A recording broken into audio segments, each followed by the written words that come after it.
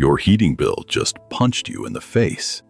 And somewhere in Amish country, a household in the exact same winter climate paid around $30 for the whole month. Not because they're huddled under blankets, and not because of any subsidy.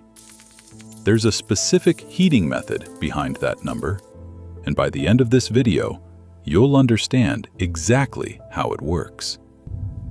Your furnace is heating rooms nobody is in right now.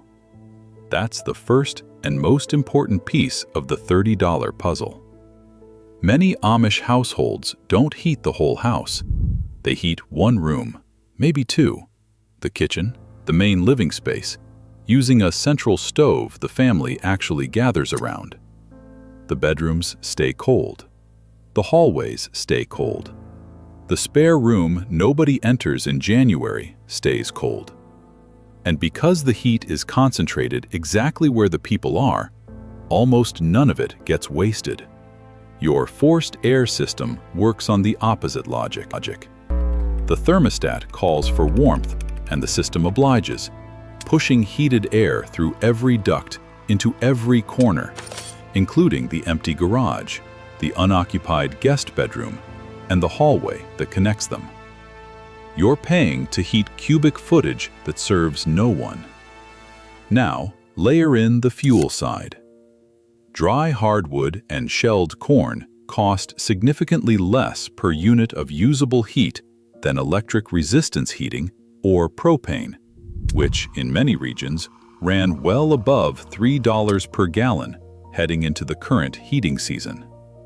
The math compounds fast when you're burning less of a cheaper fuel.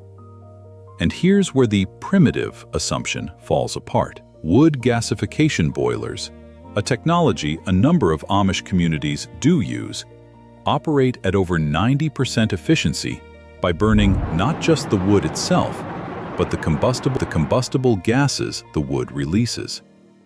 That's not a campfire. That's a controlled, high-temperature secondary combustion process that extracts nearly every BTU the fuel contains. The Amish aren't doing without heat. They've simply refused to pay for heat that serves empty rooms. That distinction, targeted warmth versus whole house conditioning, is where most of the $30 gap actually lives. But the stove choice alone doesn't close it entirely. The building and the daily habits around it do the rest. Right now, your house has cold rooms you're not heating. Or does it? Are you already zone heating without realizing it? Or is your furnace still warming every empty corner? Drop your answer in the comments below. Either way, the building itself is the next piece of the $30 equation. The building itself is doing heavy lifting you probably haven't accounted for, and so are the daily habits that run quietly in the background. Many Amish homes are oriented and built to let the sun do a shift of the heating work. South-facing windows aren't an accident. During daylight hours, sunlight pours in and gets absorbed by dense materials, stone floors, brick hearths, thick wooden walls. Those materials hold the heat and release it slowly through the night, which means the stove doesn't have to work nearly as hard once the temperature drops. That process is called thermal mass, and it's not exotic, it's physics. The material soaks up warmth when it's available and gives it back when it's needed. You probably can't reorient your house, but you don't have to. Heavy thermal curtains drawn at dusk trap the heat that's already inside, rather than letting it bleed through cold glass all night. Keeping interior doors closed between rooms you're not using turns each room into a smaller, easier-to-hold envelope of warmth. Dropping the thermostat in unused rooms, or just turning off the vents, means you're not fighting the same losing battle your furnace is currently losing for you.